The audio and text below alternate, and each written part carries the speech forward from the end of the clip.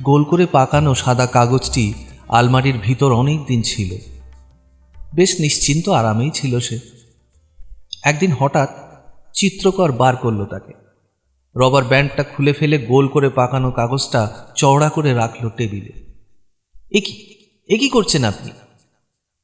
চিৎকার করে উঠল কাগজটা, কিন্তু সে চিৎকার চিত্রকরের কানে গেল না। কাগজের ভাষা মানুষে শুনতে পায় না। চিত্রকর কাগজটা তুলে নিয়ে একটা কালো বোর্ডের ওপর সেটাকে রেখে চার কোণে কাঁটা মেরে টান করে আটকে দিল সেটাকে। তারপর চিৎকার করতে লাগলো কাগজটা। চিত্রকরের ভ্রুক্ষেপ নেই। তারপর একটা তুলিতে খানিকটা কালো রং নিয়ে মাখিয়ে দিল কাগজের উপর। কাগজ প্রতিবাদ জানালো, আমার সাদা রংকে তুমি কালো করছো কেন? প্রতিবাদ শুনতে পেল না চিত্রকর। সে আর একটা তুলিতে বাদামি রং নিয়ে ছপছপ করে লাগাতে লাগলো আবার। এ কি কাণ্ড! আর্তনাদ করে উঠল কাগজ। চিত্রকর নির্বিকার। তারপর সে নীল, সবুজ, হলুদ, গোলাপি নানান রকম রং পরপর লাগিয়ে যেতে লাগলো।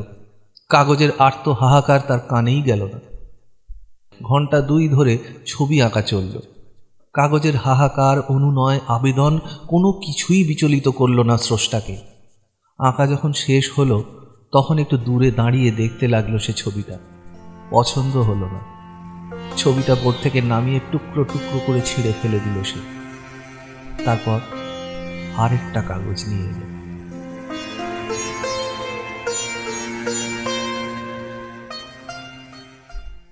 বীরেনের সঙ্গে বাল্যকালে এক স্কুলে পড়েছিলাম। তারপর আর তার সঙ্গে দেখা হয়নি।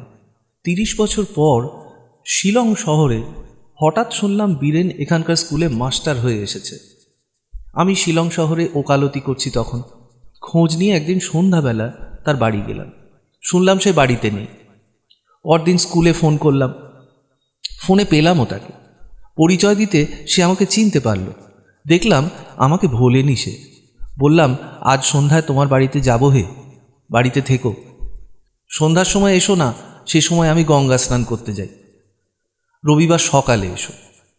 গঙ্গা স্নান? শিলংয়ে গঙ্গা কোথায়? আমি যে গঙ্গায় স্নান করি সে গঙ্গা সব দেশে আছে। তার মানে? আমি রোজ সন্ধ্যায় লাইব্রেরিতে গিয়ে পড়াশুনো করি।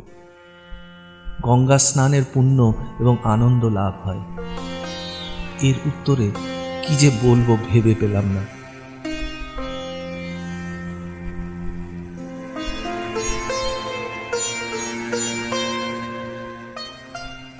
হঠাৎ চেয়ে দেখলাম একটি গোবদাড়িওয়ালা লোক আমার সামনে এসে হাঁটু গেড়ে হাত জোর করে বসে পড়ল।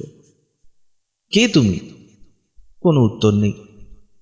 আবার প্রশ্ন করলাম, কে তুমি? এবারও কোনো উত্তর নেই। তারপর একটু ধমকের সুরেই প্রশ্ন করলাম, কে তুমি? কি চাই?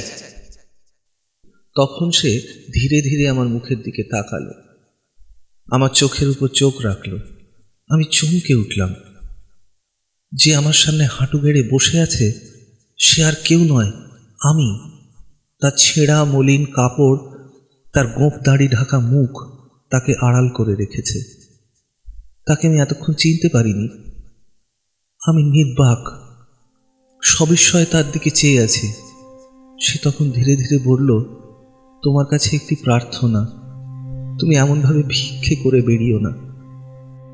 আমি ভিক্ষে করছি? হ্যাঁ, করছো, সর্বদা করছো মনে মনে, বলেই সে অন্তর্ধান করল।